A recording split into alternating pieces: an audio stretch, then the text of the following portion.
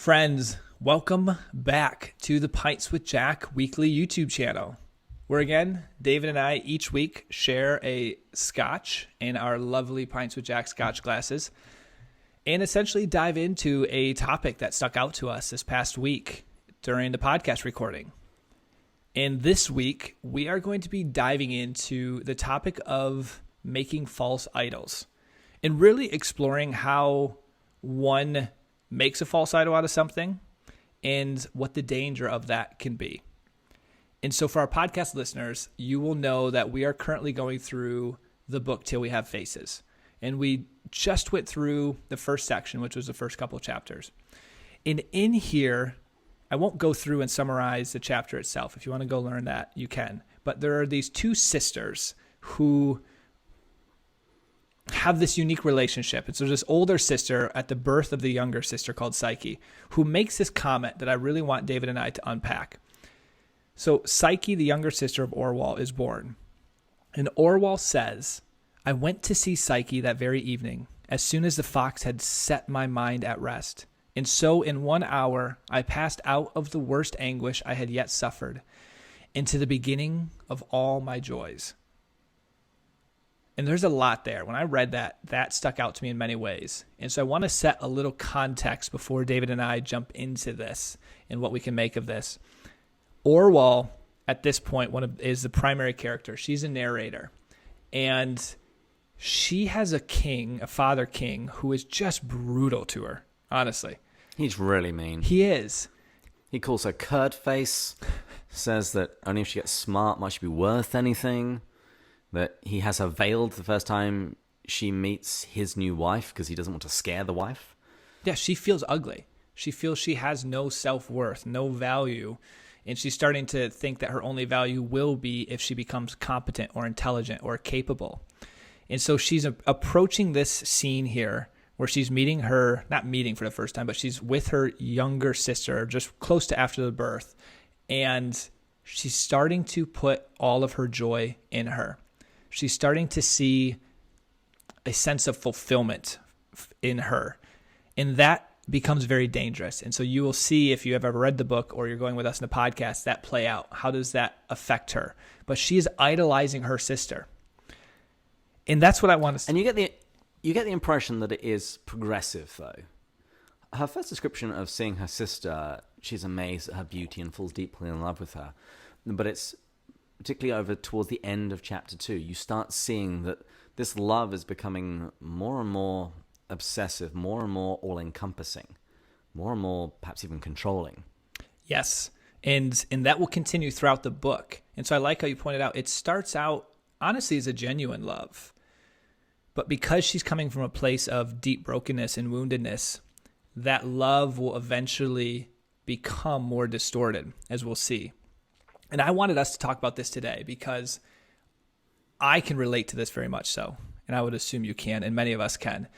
In life, we all struggle. We all have wounds. We all have brokenness. We all have things that make us question whether we're worthy, whether we're good, whether we'll be essentially loved. And that's a deep desire in human beings, is to believe we're loved and to feel like that we belong and that we're worth something. In the world will teach us one way to satisfy that. And that tends to be if we get more money, or if we have more status, or if we are more accomplished, or any number of things. But what's dangerous is those become false idols very quickly. And anything can become a false idol. Here we see an example of something that's pretty genuine, a love for a sister. That doesn't seem like something that's bad. But as we're going to see in the book, it becomes distorted and possessive. We see people who make false idols out of exercising or accomplishments. And so this is a really important lesson here of how quickly something that makes us feel worthy or loved or desired becomes a false idol. And in the 2 episodes that we've recorded of the podcast this season, we've already spoken about how Till We Have Faces is kind of paired with Lewis's book, The Four Loves. Yes. And there's an important line that he quotes from Denis de Rougemont. He says, "Love ceases to be a demon when he ceases to be a god."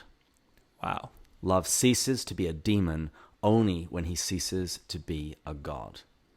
The idea that if we elevate something to godlike status, it will quickly become a demon because it is distorted. We're placing something in a place that only one should be. We're placing a creature in the place of the creator. And let's unpack why this is dangerous. The first thing is, well, let's say, what are your first thoughts on why that's dangerous? I think my main thing is it's disordered. Mm-hmm. It's something is being used for a purpose for which it was never designed and never capable. If you make your spouse your God, you are going to something, you're into a creature for the fulfillment that can only come from the creator. And it'll be very easy when you do that to become bitter. I mean, I like that you use the word the because spouse. It will let you down. Yes. And that's actually a really good example. I'm glad you brought up the spouse, because that's one I think our world does idolize. So much we're taught that we won't find fulfillment until we are married, until someone else essentially honestly validates us. When we're married, someone has chosen to love us and to be with us. And it's very easy to think, I've made it. Now I have a wife. Now I have kids. And I will find that happiness and that fulfillment. But what's dangerous is, while none of those things are bad, they're incredibly beautiful. When they're meant to provide you that fulfillment, they won't, like you said. And so then you get bitter because you're like, wow, that didn't do what I thought it was going to. And then you actually get resentful because your spouse is not providing what you expected them to provide to you. And I would say it's true for everything that our world tells us that we need, be it a spouse, children, career, house. As you say, all of these things are good, yes, but they were never meant to fulfill something which only God could fulfill. And so if we're going to these things with that kind of expectation for the fulfillment which we think they're going to give us, they are inevitably going to let us down. Yes. And this is a very Lewis thought from Mere Christianity. If you remember, he talks about how one of the natural responses when you start doing this is to think, okay, it's letting me down. The issue isn't that this isn't capable of bringing me fulfillment. The issue is I don't have enough of it.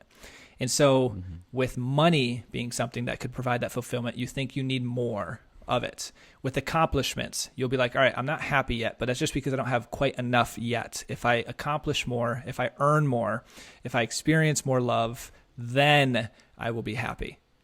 And that becomes dangerous because that just becomes honestly like a rat on a rat wheel. You're just running in circles, chasing something that you'll never actually be able to obtain that way.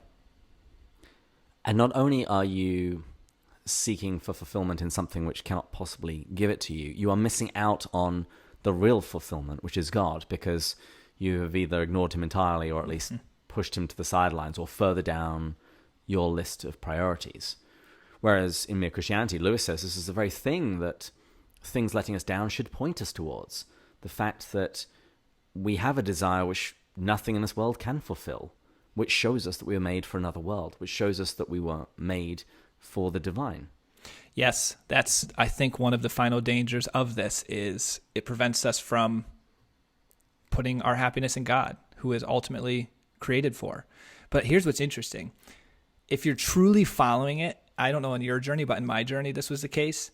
I went down the rabbit hole of trying to get more and more and more. And thankfully, you get to a point where hopefully through sanity, you're like, all right, I've been doing the same thing over and over, hoping for a different result, which is joy. And it's not coming. That ultimately puts you first in a state of despair. But then when you hear the gospel message, then when you hear the truth of Christianity, then you're like, this is what I have been looking for the whole time. And that's when it can actually become a great tool in an evangelization way, when you recognize other people experiencing the negative side of it, essentially not finding the fulfillment, you can point them in that right direction. Because everybody ultimately wants God, they want Christ, they want the gospel, yes, even if they don't know it. Yes. And last season we read The Great Divorce, which is basically a case study in people making gods out of things that aren't God. Whether it's their learning, their son, their spouse, they always find something other than God to try and make themselves happy. And as Lewis says in Mere Christianity, that's the whole terrible story of human history. Man trying to find something other than God that will make him happy. Yes. But it culminates in one particular character who struggles with lust. It's represented as a little lizard on his shoulder. And when that lizard, when he allows it to be killed, when he puts his loves in right order, so to speak, and puts love of God first, not only is he transformed, but the lizard is transformed into this magnificent stallion, which in the story, the character then uses to ride on into heaven, which shows us that when we present all that we have to God, when we present our other loves and our other goods and the other things in our lives to God, he can transform them and actually make them even better. Yeah, and this also makes me think of, Lewis went on this journey. He experienced it. I know I went on this journey. I'm assuming you had a similar experience. There's a very famous person that we know went on this journey, St. Augustine. He essentially summarizes this in his famous quote, "Our hearts are restless until they rest in thee, Lord." And it's essentially what we're saying here. Our restless hearts, we're trying to satisfy them with worldly things. And it's only when we, exactly what you just said here, surrender them to God and let him transform them and take them and rest in him, do we experience the true happiness we're looking for. I think that's a video. There is our very first one. So again, listeners, we ask that you be patient with us. This is a very new thing to David and I. We'll remind them of the quote of G.K. Chesterton. Something worth doing is worth doing badly. That doesn't mean you do it with no effort or anything. It just means the first time you do something, it's not going to be perfect, and don't let that stop you. So this is our very first ever video format. David and I will hopefully get more comfortable looking into a tiny little dot on top of a computer and get more comfortable with a free-flowing conversation that still tries to stay tight. So anyways, we hope you enjoyed this, and keep listening to the podcast, and we look forward to going further up and further in. Cheers. Cheers.